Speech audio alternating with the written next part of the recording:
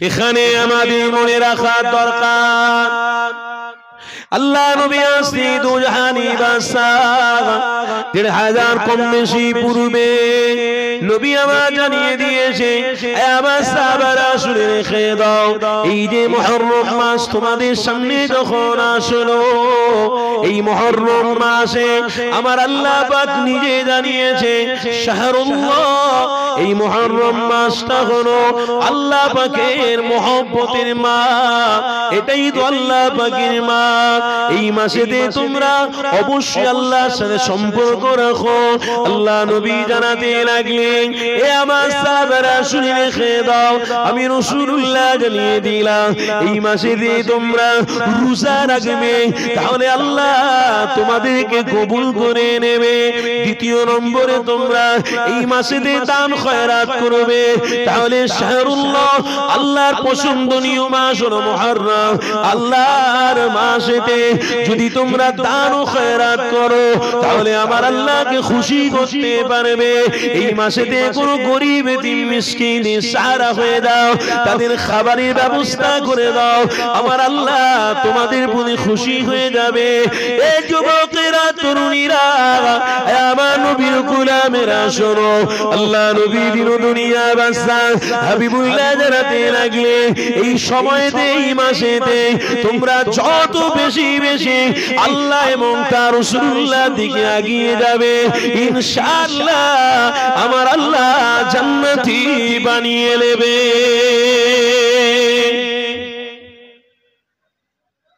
কেন টার্গেট তো আমাদের আছে জান্নাতে যেতেই হবে বলুন না ইনশাআল্লাহ রফিপুর গ্রামে যতজন বসে আছেন আমার বাপ ভাইরা কি গো জান্নাতে যাবে না যাবে না যুবকরা আশা আছে না নাই না সারা জীবন বেঁচে বেঁচে মা বাপকে দেখতে পাবো ব্যবসা বাণিজ্য লিপ্ত থেকে ঘর বাড়ি যা করেছি সারা জীবন ঘরের ভিতর ঢুকে চুপচাপ বসে থাকবো তাই তো নাকি অত সহজ নয় রফিপুর গ্রামের বাপ ভাইরা সবই জানা আছে তারপরেও কিন্তু আপনাদেরকে একটু কষ্ট করতে হবে এটা তো হলো মূল উদ্দেশ্য ঈমানকে মজবুত করাই হচ্ছে ঈমানদারের দায়িত্ব থাকবে যাই করো না কেন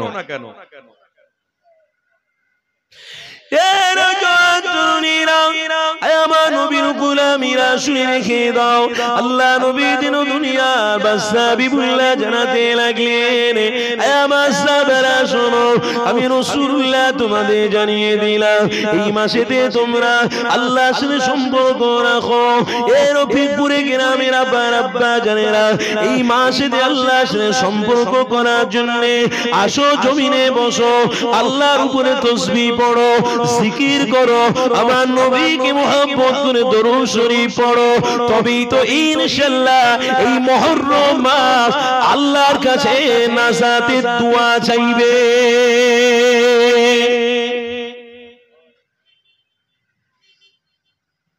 তবেই তো এই জমিন দোয়া চাইবে মাগফিরাতের দোয়া চাই আল্লাহুম্মা গফিরলি আল্লাহুম্মা গফিরলি আল্লাহ maaf করে দাও এই জমিনে বসে বসে আল্লাহ আপনার দাসত্ব করেছিল এই মুহররম মাসে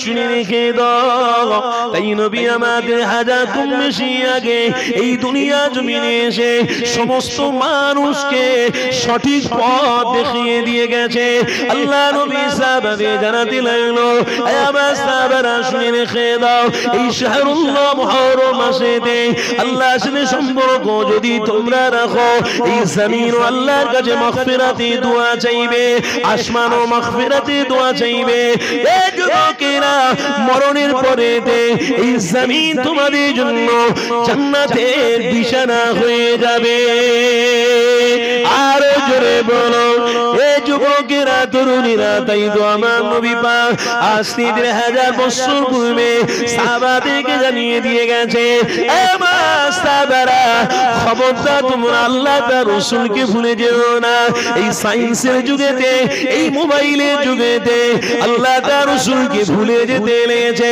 অনেক যুবক ছেলেরা আস্তে আস্তে ইবাদত বন্দেগী আল্লাহ তার রাসূলের পথ থেকে অনেক দূরে সরে লেগেছে তবে মনে রেখে দিও আল্লাহ নবী ছাড়া তোমার আমার নাজাতের পথ পাওয়া যাবে না পৃথিবীর কোনো মানুষ তোমাকে আমাকে নাজাত দেবে না, পৃথিবীর কোন মানুষ তোমাকে আমাকে জান্নাতে নিয়ে যাবে না। একমাত্র জান্নাতের রাস্তা যিনি দেখিয়েছে তিনি হলেন মুহাম্মদ রাসূলুল্লাহ।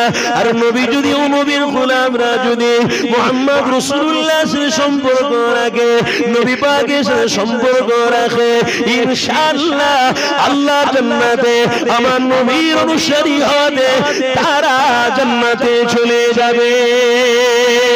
আরো জোরে বলো।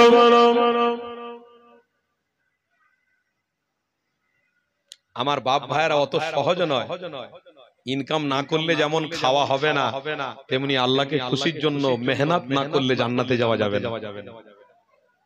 তাই আল্লাহ নবী ১৫০০ বছর আগে বলেছিলেন, এই বাবা সাহাবারা, তোমাদের জীবনে দুটো টার্গেট থাকবে। কটা টার্গেট বললাম?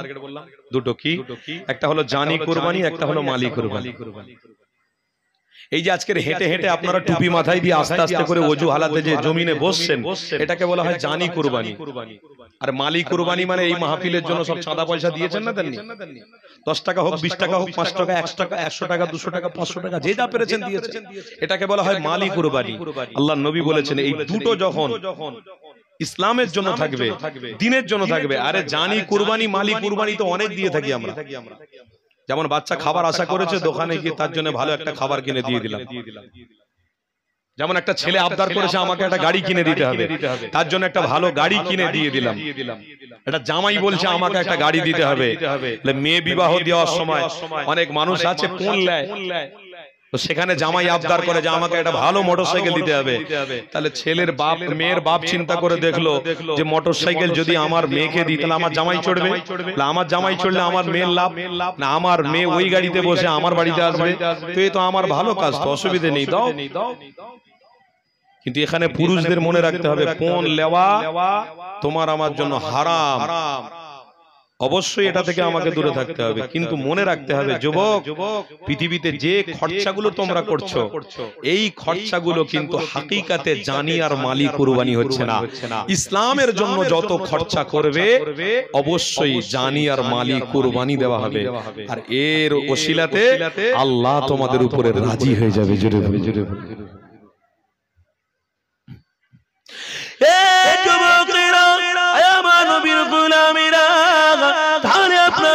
শুনিয়ে দিয়ে যায় আল্লাহ নবী আমার জাদ্দু জিহাদ করেছে এই পৃথিবীর মানুষদেরকে হক ধরানোর জন্য।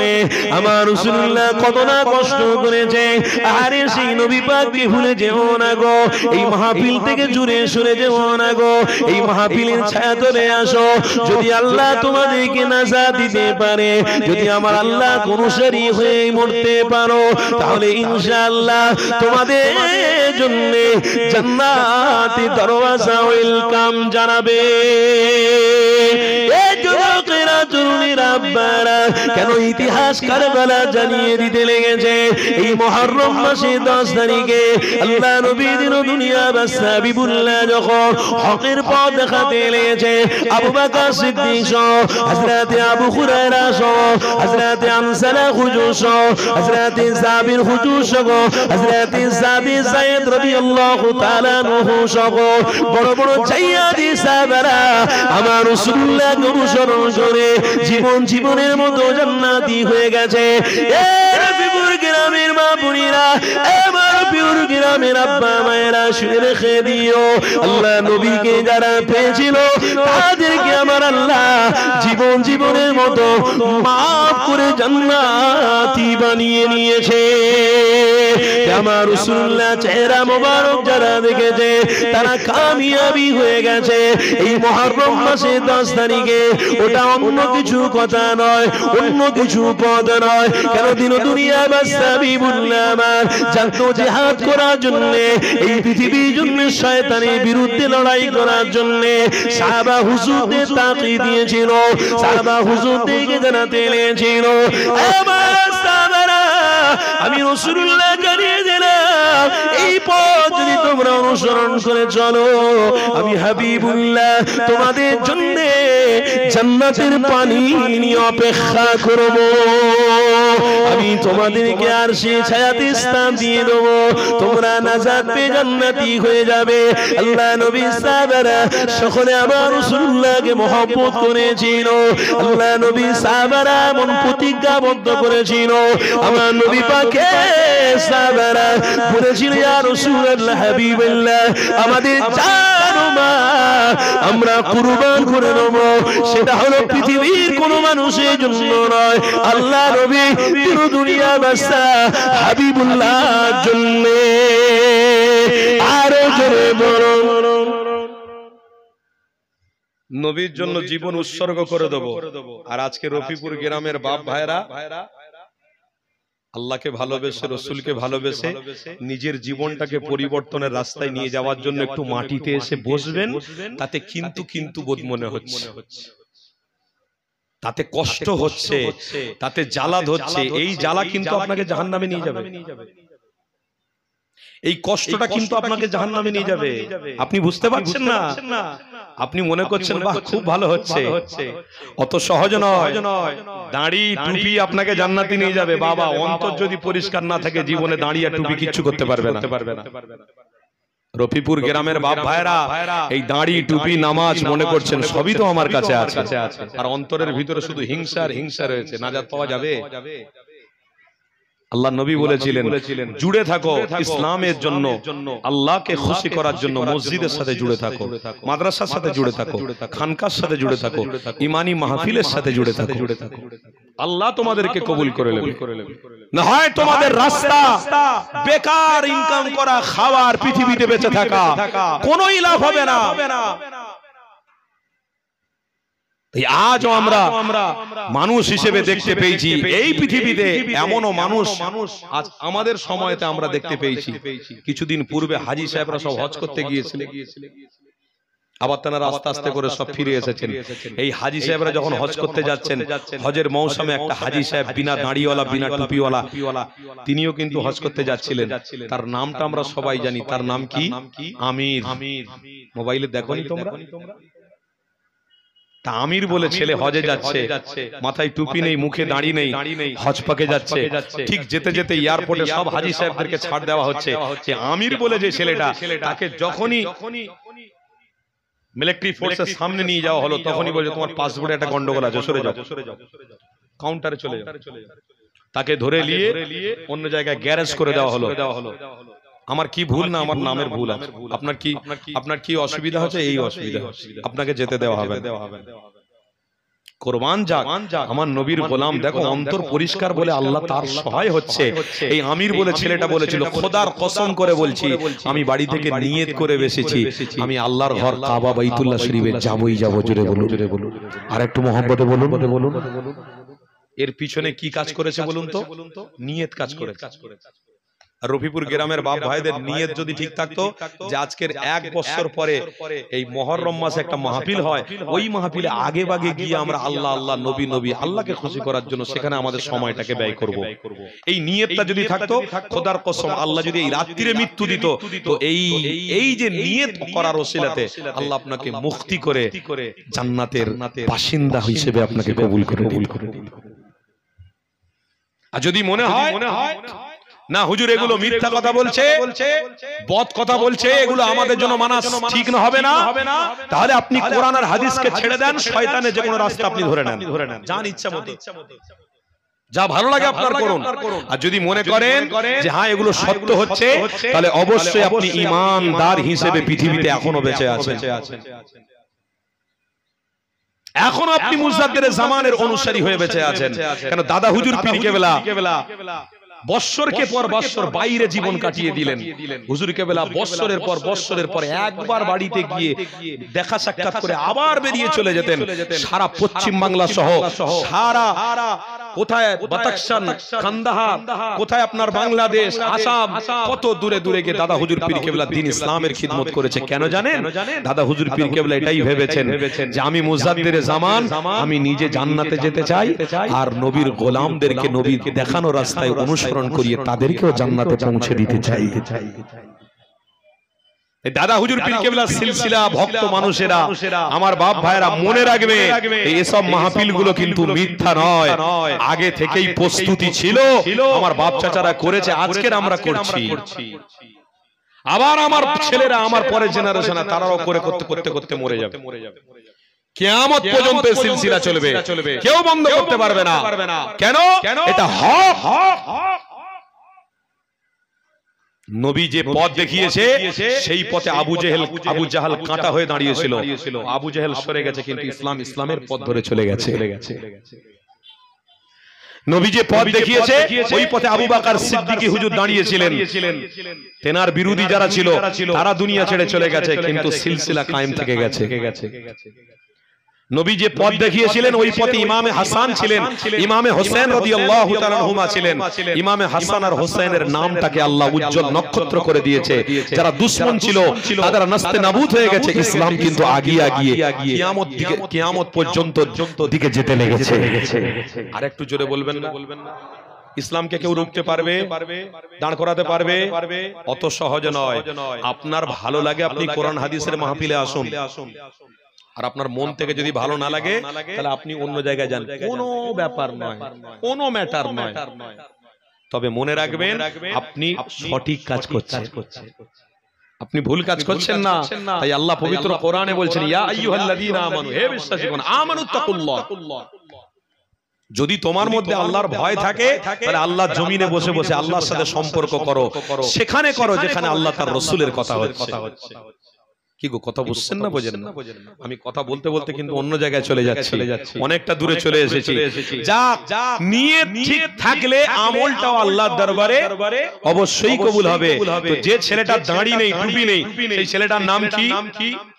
আমির। হজের সময় হজে যাচ্ছে, তাকে আটকে দেওয়া হলো। সব হাজী সাহেবকে তুলে নিয়ে জেদ্দার দিকে প্লেন ছেড়ে দিল।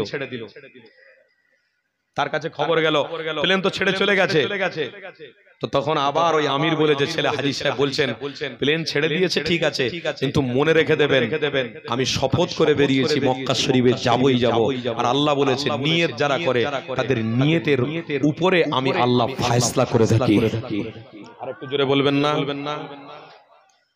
রফিপুর গ্রামের বাপ ভাইদের নিয়ত যদি ঠিক থাকে তাহলে আল্লাহর গজব আযাব আল্লাহ তুলে নেবেন, নিরাপত্তার রহমত দিয়ে আল্লাহ এই গ্রামটাকে ভরে রাখবেন। আর নিয়ত যদি গড়বড় থাকে তাহলে এই গ্রামে গজব তাড়াতাড়ি আসবে, কেউ রুখতে পারবে না। গজবাতুন আলা, আল্লাহ বলছেন গজবের মধ্যে সবথেকে বড় গজব হলো আমি আল্লাহ তাদের উপরে শিলাবৃষ্টি দেব, আমি আল্লাহ মেঘ ভেঙে তাদের মাথার উপরে ফেলে দেব। হ্যাঁ, অত সহজ না, আল্লাহ অনেক কিছু পারে, আল্লাহ অনেক কিছু করতে পারে। তবে ভয় লা খাউফুন আলাইহিম ওয়া লা হুম ইয়াহজানুন। ঈমানদার মনে রেখে দিও, ভয়টা হলো সবথেকে বড় ব্যাপার। যদি ভয় থাকতো তো রফিপুর গ্রামের এই যে চট বিছানো আছে এই জায়গাগুলো আর খালি থাকতো না, ফাঁকা থাকতো না, সব ভরে যেত।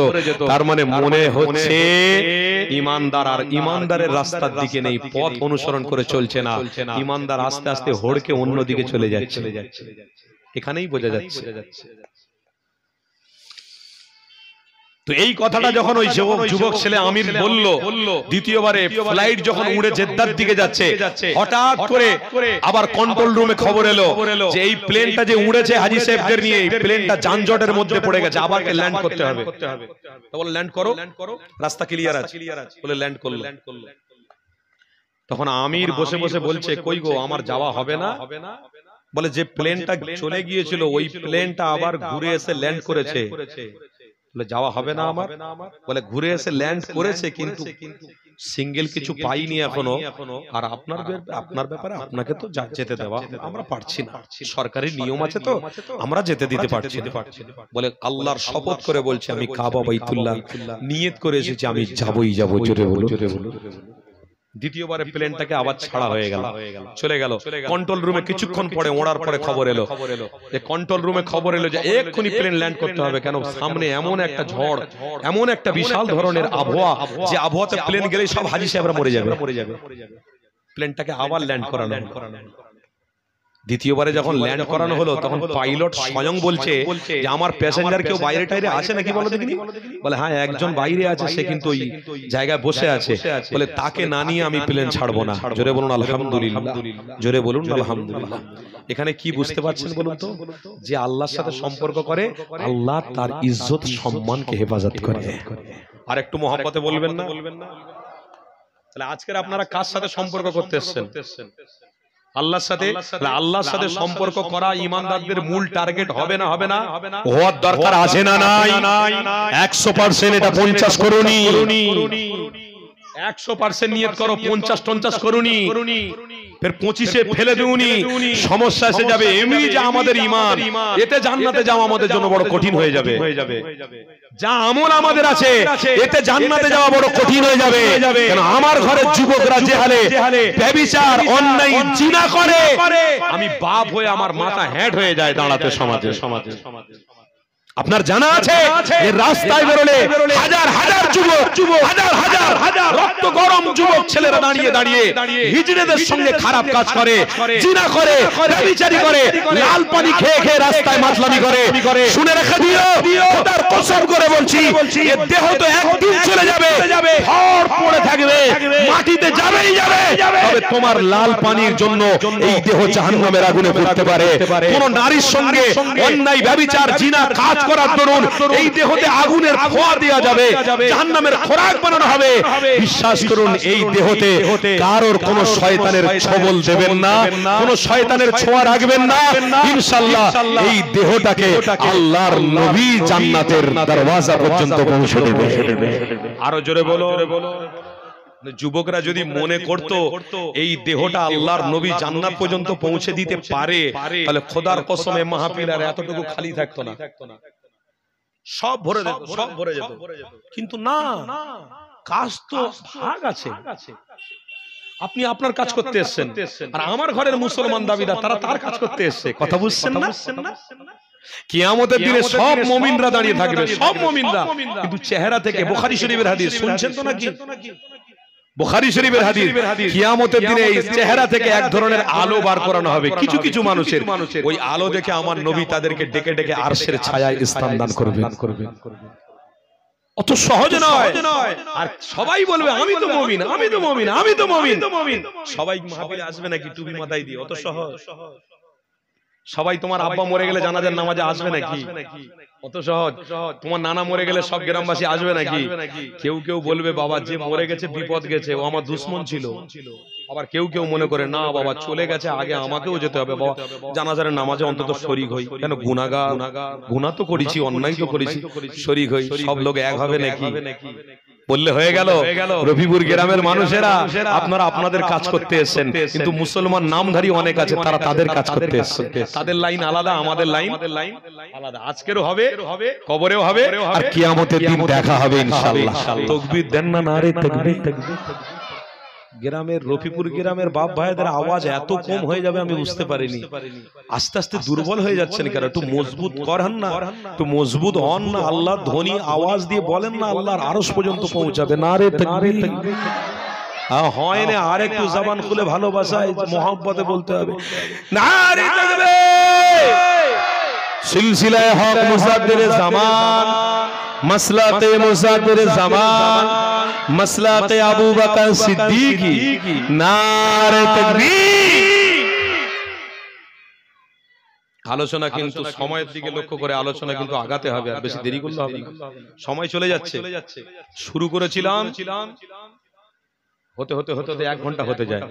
আবার দেখবেন কিছুক্ষণ যাওয়ার পর আবার 1 ঘন্টা কি করে চলে গেছে নিজেরাই বুঝতে পারেনি।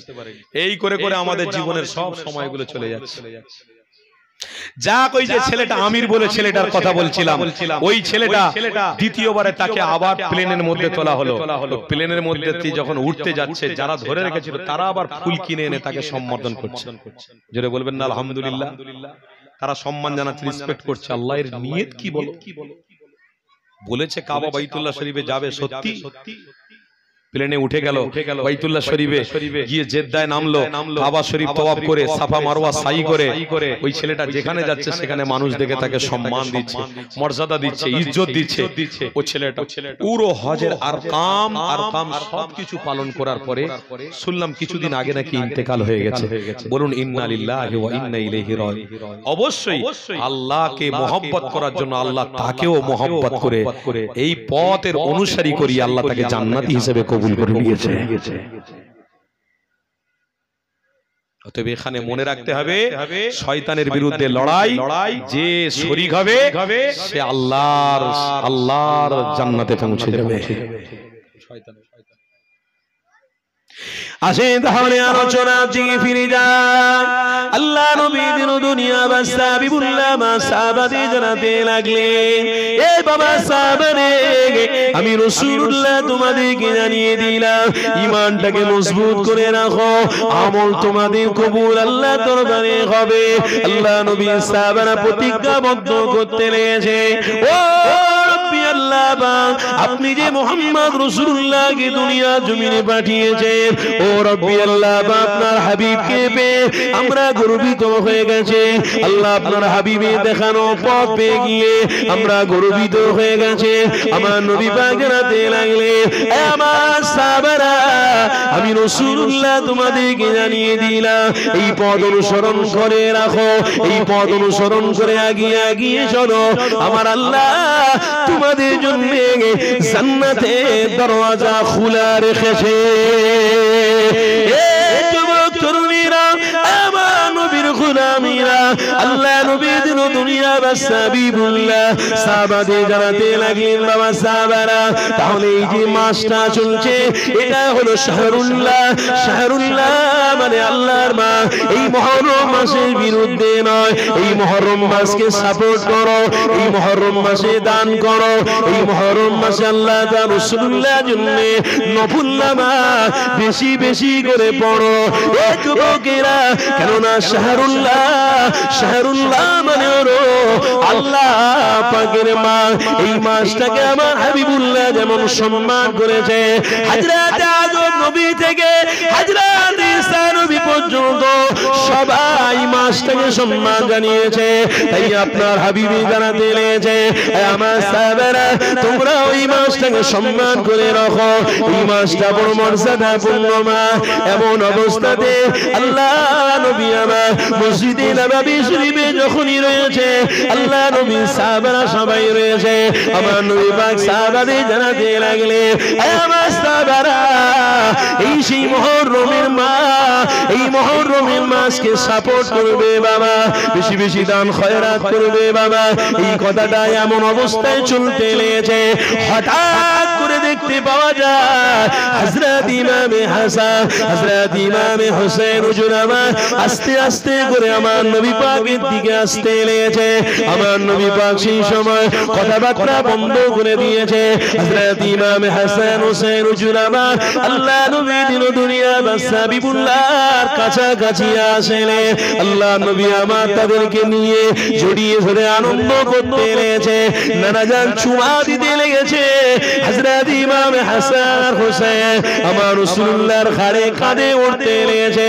এ যুবক, আল্লাহ নবী দিন দুনিয়া বাদশা আল্লাহ নবী আমার সাহাবাদের দিকে মনোযোগ দিলেন না, হযরত ইমামে হাসান আর হোসেনের দিকে মনোযোগ রাখলেন।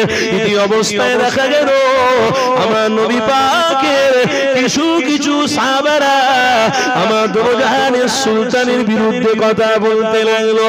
আল্লাহ নবী ভালো কথা বলছিলেন, আমলের কথা বলছিলেন, সব বন্ধ করে দিয়ে হযরত ইমামে হাসান হোসেনকে নিয়ে আনন্দ ফুর্তি বিনিময় করতে লেগেছে।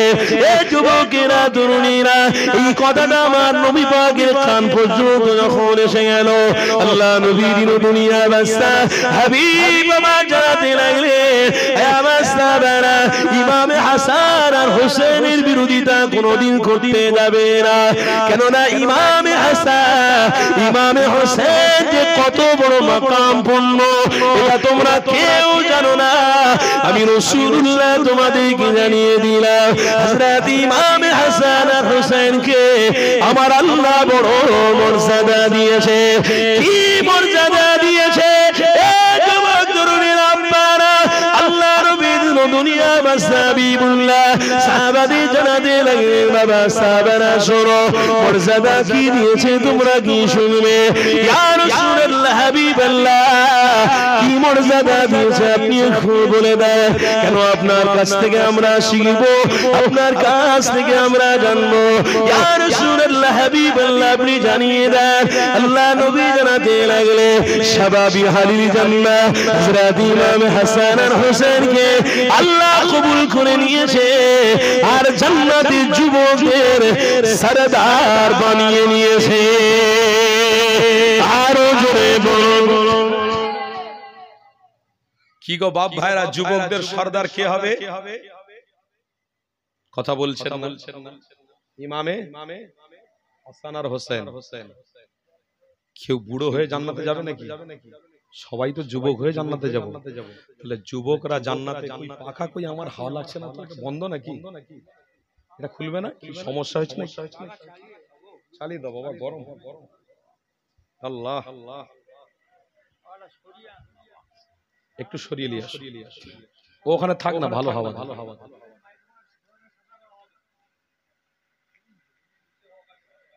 হিরো একটুখানি টেনে দে বাপ, আর একটু টেনে দাও সামনের দিকে, একটুখানি হালকা হালকা।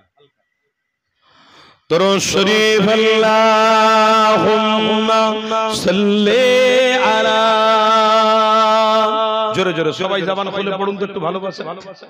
মাশাআল্লাহ মাশাআল্লাহ। দাও চালিয়ে দাও।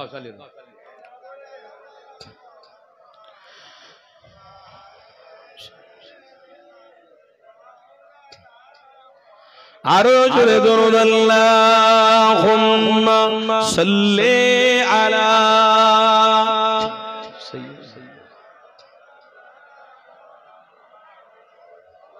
ওয়া আলা।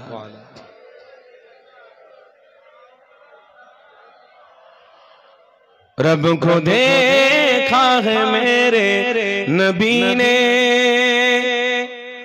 और किसी ने भी देखा नहीं है, सबसे पर्दा है मेरे खुदा का और मोहम्मद से पर्दा नहीं है। बोलूं ना सुभान अल्लाह। रब को देखा है मेरे नबी ने और किसी ने भी देखा नहीं है, सबसे पर्दा है मेरे खुदा का और मोहम्मद से पर्दा नहीं है। अल्लाहुम्मा सल्ली अला।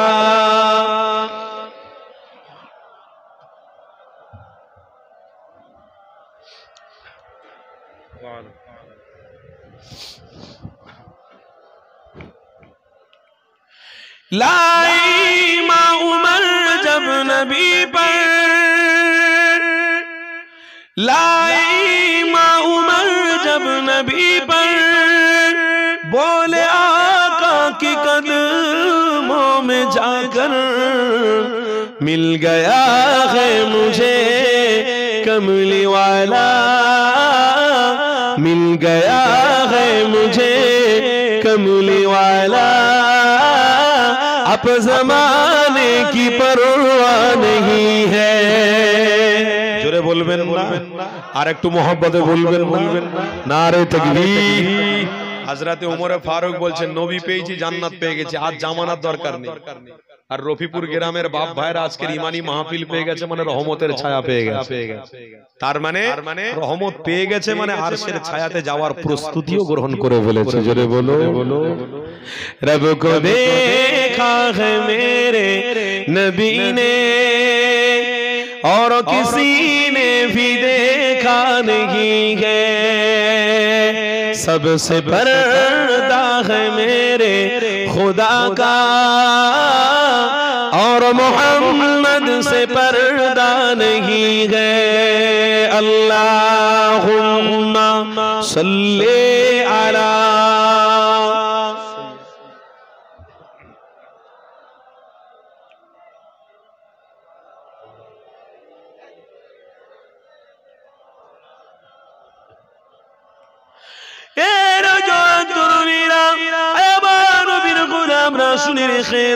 हज़रत सैयदना इमाम हसन और हुसैन के अल्लाह যুবকদের জান্নাতের সরদার বানিয়েছে।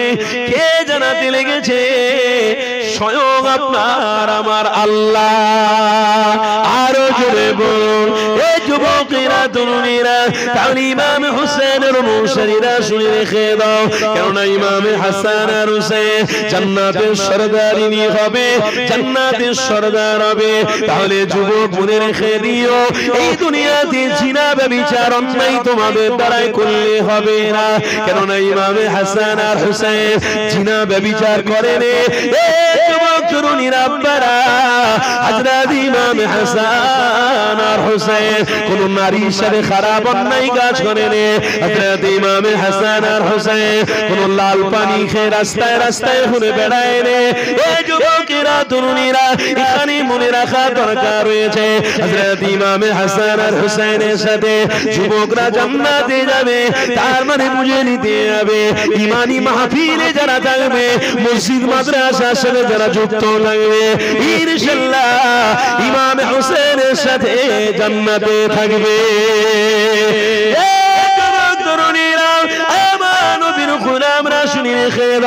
খবরদার অনুসারী যদি হতে হয়, আল্লাহ নবীর দুনিয়া বাদশার অনুসারী হয়ে যাও। হযরত ইমাম হাসান আর হুসেন যে নবীকে মহব্বত করে জীবন কাটাতে পেরেছে, আল্লাহ নবীর দুনিয়া বাদশার অনুসারী হয়েছিল। হযরত ইমাম হাসান, হযরত ইমাম হুসেন, তাহলে তোমাকেও সেই ইমাম হাসান আর অনুসারী হতে হবে। আল্লাহ নবী পর্যন্ত পৌঁছানো যাবে, নবী ধরলে আল্লাহ পর্যন্ত পৌঁছে যাওয়া সহজ হয়ে যাবে। এ মুমিন মুত্তাকিরা, আমার নবীর গোলামরা শুনে রাখো, আল্লাহ পবিত্র কোরআনে কি জানাতে রয়েছে? কুল ইন কুনতুম তুহিব্বুনাল্লাহ, অবশ্যই আল্লাহকে মহব্বত করতে গেলে ইউহিব্বুকুমুল্লাহ ওয়া ইয়াগফির লাকুম যুনুবাকুম, অবশ্যই আমার হাবিবুল্লাহ যে পথ অনুসরণ করিয়ে দিয়েছে, এই পথ অনুসরণ করে এগিয়ে যাও। এই নবীর গোলামীরা, দুনিয়াদারি করে আরো সময় লাগাও না, মোবাইলে সময় কাটিয়ে দিয়ে ঈমানকে নষ্ট করে দিও না, এমন করে মোবাইলে জীবন তোমাদের ধ্বংস বরবাদ করে দিও না গো। এই মোবাইলে নারীদের ছবি দেখে দেখে তোমার আমার জীবন সর্বনাশ করে দিও না গো। জালেমরা বারে বারে চায় ঈমানদারদের ঈমান কি করে লোটা যায়, কেন জালেম অত্যাচারীরা জানে আল্লাহ নবী থেকে যদি মুসলমান ঈমানদারদের সমাজকে দূরে সরাতে পারে, তাহলে এদের ধ্বংস করা আমাদের জন্য সহজ হবে।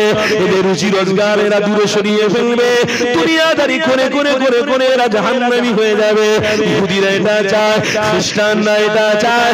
এই রফিপুর গ্রামে আমার আব্বা মায়েরা, আমার বুঝনেরা শুনে রেখে দাও, আল্লাহ নবী দিন দুনিয়া বাদশা বিবের অনুসারী হয়ে মরো, তাহলে তোমার জন্য কবরটা জান্নাতে বিছানা হয়ে যাবে। ইমাম হাসান আর হুসেনকে আল্লাহ নিজে জানাতে লাগলো, আমার হাবিব আপনি জানিয়ে দেন, হযরত ইমাম হাসান আর হুসেনকে জান্নাতের যুবকদের সরদার বানিয়েছি, আর আমার রাসূলুল্লাহর কন্যাকে আল্লাহ জানাতে লেগেছে, আমার হাবিবুল্লাহ আপনি জানিয়ে দেন, আপনার কন্যাকে আমি আল্লাহ সাইয়্যিদাতুন নিসা আহলিল জান্নাহ, সমস্ত নারীদের জান্নাতের সরদারিনী বানিয়েছি।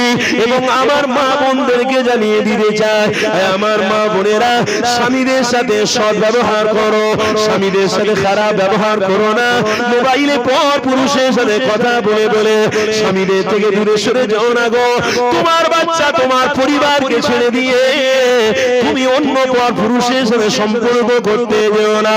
আল্লাহ তোমাকে যেটা কপালে দিয়েছে ওটা নিয়ে সাইয়্যিদাতুন নিসা আহলিল জান্নাহ ফাতিমার সাথে জান্নাতে থাকার আশা করো। আমার নবীর গোলামরা তাই তো জানিয়ে দিয়ে যায় আল্লাহ নবী সাহাবারা সবাই মিলে হযরত ইমাম হাসান আর হোসেনকে অনেক মহব্বত করতে লেগেছে। আমার নবী পাক যখনই মসজিদে নববী শরীফে আসতে হযরত ইমাম হাসান হযরত ইমাম হোসেন যখনই আসতে আল্লাহ নবী সাহাবারা আদবে মহব্বতে সবাই মিলে দাঁড়িয়ে যেত। আল্লাহ নবী বলতো বসে পড়ো বসে পড়ো, তোমরা যে আমার আহলে বাইতদেরকে ভালোবেসেছো, আমার নওয়াসাদের সম্মান জানিয়েছো, আমার নওয়াসাদেরকে মহব্বত করেছো, ও বাবা সাহাবারা শুনে রেখে দাও আমার আহলে বাইতের সাথে এই রকম ব্যবহার করার জন্য আমি রাসূলুল্লাহ জানিয়ে দিলাম আল্লাহ জান্নাতের পানিটা তোমাদের পান করায় কবুল করেছে। আমার নবীর গোলামরা শুনে রেখে দাও আল্লাহ নবী সাহাবারা হযরত ইমাম হাসান আর হোসেনকে সম্মান জানাতে মহব্বত করতে লেগেছে। আল্লাহ নবী দিন দুনিয়া বাদশা হাবিবুল্লাহ হযরত আলী হুজুরকে ডাক দিয়ে বলতে লেগেছে, এ বাবা মা জামাতে রে, আমার আল্লাহ সাইয়্যিদা শাবাবি আহলি জান্নাহ এমন করে ফাতেমাকে জান্নাতে নারীদের জন্য সরদার বানিয়েছে আর পুরুষদের জন্য হযরত ইমাম হাসান আর হোসেনকে জান্নাতে সরদার বানিয়েছে। তবে আমার জামাই শুনে রেখে দিও হযরত ইমাম হাসানকে 20 পাই পান করিয়ে মারাবে, হযরত ইমাম হোসেনকে আমার কোন কোন উম্মত দাবিদার তারা ইমাম হোসেনকে কুরবানি করবে, তারা শহীদ করে দেবে। আল্লাহ নবী সাহাবী আমার নবী পাকের জামাতা হযরত আলী জানাতে লাগলে, ইয়া রাসূলুল্লাহ হাবিবাল্লাহ, আল্লাহ যাতে খুশি আমি আলীও তাতে খুশি। আরো জোরে বলো বলো। আমার নবী পাক যেই বলেছে ইমামে হাসানকে 20 পান করানো হবে, ইমামে হোসেনকে 20 পান করানো হবে, হযরত আলী মুচকি হাসি দিয়ে বলেছেন যে জান্নাতের সরদার আল্লাহ বানিয়েছে, সেই আল্লাহ যদি ইমামে হোসেনকে গলা কাটাতে খুশি হয় তো আমি আলীও খুশি হয়ে আছি। আরো জোরে বলো। আল্লাহর নবী চলে গেলেন 50 বছর পরে, ঠিক 48 বছর পরে, ঠিক 48 এর আগে 47 বছর আল্লাহ নবী চলে গেলেন। চলে যাওয়ার পরে হযরত আলী কাররামুল্লাহ হজবে ক্ষমতায় বসানো হলো। আমার কথা সব বুঝতে পারছেন তো? ইসলামের ইতিহাস শোনাটা হলো আমলের মধ্যে শামিল করা। জোরে বলুন। আমরা কিন্তু মারাত্মক আমল করছি, আমরা ছুঁচো মেরে হাত বন্ধ করতে আসেনি। আলহামদুলিল্লাহ, কুল ইন্না সলাতি ওয়া নুসুকি ওয়া মাহইয়ায়া ওয়া মামাতি লিল্লাহি রাব্বিল আলামিন। আমার রবকে খুশি করতে সব বসে আছে। খামাকা কি আপনাদের খাওয়া হয় না, না পড়া হয় না, না বাড়ি ঘরদর কিছু নেই, এই জমিনে বসে বসে আমার মুখের দিকে তাকিয়ে আছেন বা আল্লাহর জন্য? কেন? রফিপুর গ্রামের বাপ ভাইদের তো খাবারও হচ্ছে, ইনকামও হচ্ছে, বাড়িও আছে, সব আছে, তাহলে এখানে এসে বসেছেন কেন? একটাই কারণে বসেছেন, কি? মালিক খুশি তো সব খুশি। মালিকের খাচ্ছি আর মালিকের শুকরিয়া আদায় যদি না করি তাহলে হক আদায় করা হবে না। আল্লাহ নবী দিন দুনিয়ার বাদশা হাবিবের নওয়াসা হযরত ইমাম হাসান আর হোসেন হুজুরের কথা বলবো, তার আগে বলি হযরত আলী হুজুর আমার ক্ষমতায় বসলেন, কিন্তু তার পূর্বে ক্ষমতায় কে বসেছিলেন? হযরতে উসমানে গনি, তিনিও আমার নবীর জামাতা। আমার কথা শুনছেন তো নাকি? এই উসমানে গনি যখন ক্ষমতা চালাচ্ছিলেন তখন আল্লাহর নবীর স্টাইলে তিনি চালাচ্ছিলেন। কোন বেঈমান বেদিনের পছন্দ হলো না, গিয়ে মেরে দিল হযরত উসমানকে, হত্যা করে দিল। এই হযরতে উসমান যখন হত্যা হয়েছিলেন তখন কিন্তু মক্কা শরীফ আর মদিনা শরীফের সব মানুষরা একদম দিওয়ানা হয়ে গেল। এই যে হত্যা করা হয়েছে, এই হত্যার বিচারটা যদি না হয় তাহলে কিন্তু আমরা সবাই মিলে উগ্রপন্থী হয়ে যাব। যতগুলো বেঈমান আছে তাদেরকে মারবো। হযরতে ইমামে আলী হুজুর বলতে লাগলেন, খবরদার, আমার নবীর সুন্নাত থেকে তোমরা বঞ্চিত হয়ে যাবে। মাথা ঠান্ডা রাখো। ইয়া আইয়ুহাল্লাযীনা আমানুস্তাঈনু বিস-সাবরি ওয়াস-সালাহ। যেমন আমার নবীর দাঁতকে শহীদ করা হয়েছিল, আমার নবী পাকের রক্ত ঝরানো হয়েছিল, তখন আমার নবী কিন্তু সবর করেছিলেন, ধৈর্য ধরেছিলেন। তোমরা সবর করো, ধৈর্য ধরো, এর ফল কিন্তু তোমরা পাবে।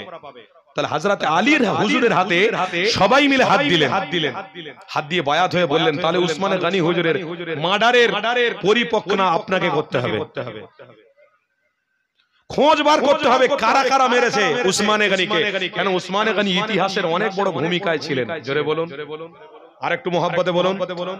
উসমানে গনির ইতিহাস বললে তো আবার অন্য সাইডে হয়ে যাবে, তবুও একটুখানি টাচ করে দিচ্ছি যে উসমানে গনি আল্লাহর জন্য, ইসলামের জন্য, নবীর জন্য জীবনকে উৎসর্গ শুধু করেননি, তেনার যতগুলো মাল আছে সবকে তিনি আল্লাহর নবীর কদমে হাজির করিয়ে দিয়েছিলেন। যত দাওলাত আছে সব হাজির করিয়ে বলেছিলেন ইয়া রাসূলুল্লাহ হাবিবাল্লাহ আপনার জন্য সবকিছু উৎসর্গ করতে উসমান রাজি আছে। আল্লাহ নবী তখন বলেছেন উসমান কেন তোমার এত উদ্দীপনা, কেন এত প্রেম? কিছু তো তোমার অন্তরে কাজ করছে, কিছু তো তোমার নিয়ত আছে উসমান, তুমি গোপন রাখুনি বলো। হযরত উসমান বলেছিলেন হুজুর তাহলে সত্যি কথা বলবো। আল্লাহর নবী সাহাবী উসমান বলেছিলেন হুজুর এই সব কিছু করছে আমার নবীর সাথে আমি জান্নাতে যাব বলে। আরো জোরে বলবেন না, আরো মহব্বতে বলবেন না। সেই উসমানকে হত্যা করা হয়েছে, কেউ মেনে নিতে পারে? এত ভালো মানুষ, সৎ মানুষ, ইসলামের জন্য সবকিছু দিয়েছেন, আবার তাকেই হত্যা করা হলো। কে নিষ্ঠুর এত, কি অন্যায় কাজ করেছে হযরত উসমান গনি যে তাকে মার্ডার করতে হবে? এই যেরকম আপনাদের গ্রামে কেউ যদি নামাজি হয়, কেউ যদি ভালো কারবার করে, তার পিছনে যদি হিংসা করে, মারার প্ল্যান করে, তাহলে মনে রাখতে হবে যে আজও পর্যন্ত সেই শয়তানের অনুসারীরা ঘুরে বেড়াচ্ছে, নামাজকে তারা সহ্য করতে পারবে না। ব্যবসা বাণিজ্য হক পন্থতে যারা চালাতে চায় কিন্তু এই হক রাস্তাতে তারা চলতে দেবে না। তাতে ইমামে হযরতে আলীর মতো, হযরতে উসমান গনির মতো শহীদ হতে আমরা প্রস্তুত আছি না নাই? আরে জোরে বলো আছি না নাই? যদি শহীদ হয়ে যায় দুদিন আগে মরে যাব, তো দুদিন আগে তোরা যদি মেরে ফেলে দিয়ে আমাদেরকে পৃথিবী থেকে শান্তি থাকতে পারিস তো তোরা থাক, ইনশাআল্লাহ আমরা শহীদি মরণ হয়ে আল্লাহ জান্নাতে পৌঁছে যাব। তবে মনে রাখিস তোরা যে হত্যা করছিস, তোরা যে মার্ডার করছিস, মনে রাখিস খাটিয়ার উপরে কিন্তু আমি উঠেছি, পরশুদিন তোকে আবার খাটিয়ার উপরে উঠতে হবে। গ্রামের প্রত্যেকটা বাপ ভাইকে বলবো আল্লাহ নবী সাহাবী হযরতে উসমানে গনি থেকে আপনাদের একটু শিক্ষা নিতে হবে। কি শিক্ষা? যে মানুষটা ইসলামের জন্য সবকিছু ব্যয় করলেন ওই মানুষকে হত্যা করা হলো, তার মানে হযরতে উসমানে গনির প্রতি আমার আল্লাহ খুশি হয়েছিলেন। আরো জোরে বলুন হুজুর আমার মনে মনে কিছু নিয়ত করেছিলেন, আল্লাহ আমার ইচ্ছা শহীদি মরণ হয়ে যাক। জোরে বলবেন না? মনের ইচ্ছা হুজুরের, আল্লাহ নিয়তের উপরে ফয়সালা করেছে। হুজুর চলে গেছে দুনিয়া ছেড়ে, তবে আমাদেরকে শিক্ষা দিয়ে গেছে উসমানে গনির পথ যদি আপনি অনুসরণ করে চলেন, হক পথ যদি নিয়ে চলেন, তাহলে ইবলিস শয়তান আপনার পিছনে কাঁটা মারবে, ইবলিস শয়তান আপনার পিছনে খোঁচা মারবে। এই খোঁচা যারা মারবে অবশ্যই মনে রাখতে হবে আল্লাহ আমার প্রতি এখনো পর্যন্ত খুশি রয়েছে। হযরতে উসমানে গনিকে শহীদ করে দেওয়া হলো। এইখান থেকে আপনাদের আরেকটা শিক্ষা বলে দিয়ে যাচ্ছি, কেউ যদি ডাব ব্যাপারী বড় লোক হয়, তাতে কোটিপতির লোক হিংসা করে তার বিরুদ্ধে কথাবার্তা বলে তার বিরুদ্ধে কোনো কাজ করতে যাওয়াটা হলো ইসলাম এবং শরীয়তের বেখিলাফ কাজ। ঠিক না ভুল বলছি? রাজমিস্ত্রি ছেলে একটা বড় হয়েছে, মাইক চালাচ্ছে ছেলে বিশাল বড় হয়ে গেছে। এবার কোটিপতি কেউ যদি বড় লোক তার পিছনে লোক লাগিয়ে বলে বাবা এই টাকা কোথা থেকে পেয়েছে রে, এত বড় বড় রাতারাতি, এটা মুসলমানদের ভিতরে একটু আছে না? কথা বলুন। নামাজ আছে, ইবাদত আছে, রোজা আছে, হজ আছে, মনে অন্তরে হিংসা আছে, এই হিংসা নিয়ে কোনোদিন জান্নাতে যেতে পারবেন না। যুবকদের বলে দিয়ে যাচ্ছি, আমার বাপ ভাইদের বলে দিয়ে যাচ্ছি, গ্রামে কেউ যদি বড় লোক হয় আল্লাহর কাছে হাত তুলে দোয়া চাইবেন, আল্লাহ তার ছেলেকে আপনি আরো মালে বরকত দান করুন, তার সাথে সাথে আমার বাচ্চাটাকেও গরিবদের জন্য সাহারা হিসেবে কবুল করে নিন। কি গো কথা আমার শুনতে পাচ্ছেন না? দোয়া চাইবেন না? কেন? আল্লাহর কোরআন বলছে ইন্নাল মুনাফিকিনা ফি দারকিল আসফালি মিনান নার। যারা মুনাফিক হবে, কি বললাম? যারা মুনাফিক হবে আল্লাহ তাদেরকে জাহান্নামের খোরাক বানাবে। একটু তাকবীর দেন না আমার ভাইজানের সিজে, নারে তাকবীর।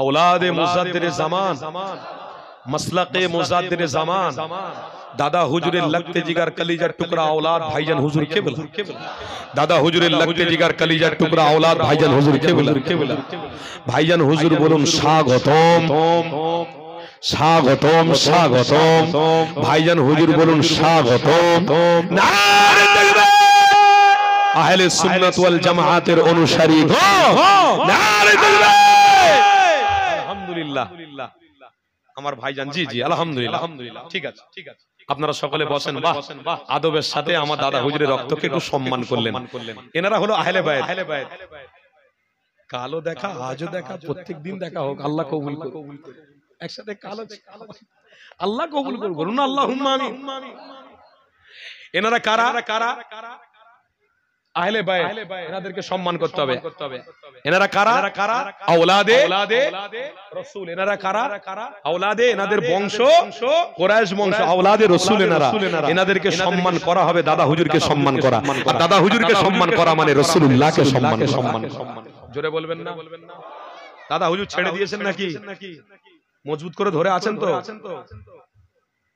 রফিপুর গ্রামের বাপ ভাইরা সব মজবুত আছেন তো নাকি না সব এদিক ওদিক করে ফেলেছেন আল্লাহ হেফাজত করেন খবরদার একদম মজবুত করে ধরে থাকবেন যে যাই করো অন্যায় করো দাদা হুজুর কথা ঠিক না বলবো দাদা হুজুর কেন দাদা হুজুর আমাদের ব্যবসা না দেখাতে পারে দাদা হুজুর আমাদের জন্য জমি জায়গা না দিতে পারে দাদা হুজুর কিন্তু আমাদের জন্য নবী এবং নবীর দেখানো পথ দেখিয়ে দিয়ে চলে গেছে দাদা হুজুরকে বলতে পারবো দাদা হুজুর সবথেকে বড় জিনিস দিয়েছে ঈমান দিয়ে গেছেন জোরে বলো আরো জোরে বলো তা যাক আমার বাপ ভাইরা আলোচনা করতে করতে তো অন্যদিকে চলে যাচ্ছে মূল টার্গেটে আমাকে ফিরতে হবে তো সেইখানে হযরতে উসমানে গনি থেকে আপনাদেরকে শিক্ষা নিতে হবে হিংসা নয় ভালোবাসা দিয়ে ইসলাম নিয়ে চলবো বলুন ইনশাআল্লাহ আরো জোরে বলো হযরতে উসমানে গনিকে হত্যা করে দেওয়া হলো হুজুর ইন্তেকাল করার পরে হযরতে আলী হুজুরের হাতে সবাই বায়াত গ্রহণ করলেন এই যে হুজুরে আলী তিনি মক্কা শরীফ আর মদিনা শরীফের গভর্নর ছিলেন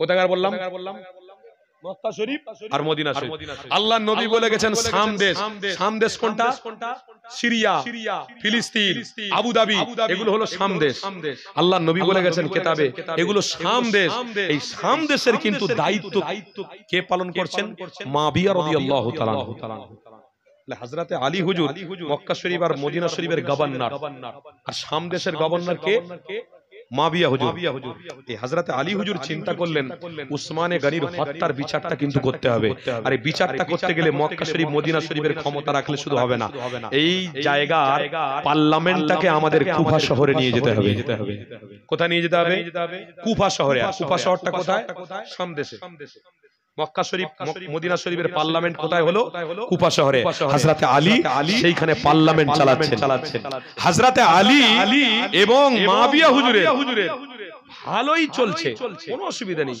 ভালোই সংসার চলছে রাজ্য চলছে রাষ্ট্র চলছে একদম শান্তির সাথে চলছে হঠাৎ করে কিছু ইবলিশ শয়তান আছে পিন মারামারি লোক আছে কারোর ভালো দেখতে পায় না ভালো দেখতে চায় না ভালো দেখে তাদের জান শান্তি হয় না তাদের কলিজা টকবক করে ফোটে কিছু পিন মারামারি ব্যক্তি হযরতে মাবিয়া হুজুরের কাছে গিয়ে হযরতে আলীর বিরুদ্ধে কথা বললেন আর হযরতে আলী হুজুরের কাছে এসে মাবিয়া হুজুরের বিরুদ্ধে কথা বলে দিলেন ব্যাস হযরতে আলী এবার মাবিয়া হুজুরের সাথে দেখা করতে যাবেন এই মিডিলে দেখা করতে যেতে তখন সময় ছিল 37 হিজরি কত হিজরি বললাম 37 হিজরি এই দেখা করতে যেতে একটা যুদ্ধর পরিস্থিতি তৈরি হয়ে গেল এই যুদ্ধর পরিস্থিতি যেই তৈরি হয়ে গেছে হযরতে মাবিয়া হুজুরও ক্ষমতায় রয়েছেন হযরতে আলী হুজুরও ক্ষমতা তাহলে দুই ক্ষমতা সেও কি ক্ষমতা ছেড়ে দেবে আর হযরত আলী কি ক্ষমতা ছেড়ে দেবে অত সহজে নয় দুই ক্ষমতার মধ্যে একটা টকজগ হতে হাদিসের মধ্যে লেখা আছে সিফফিনের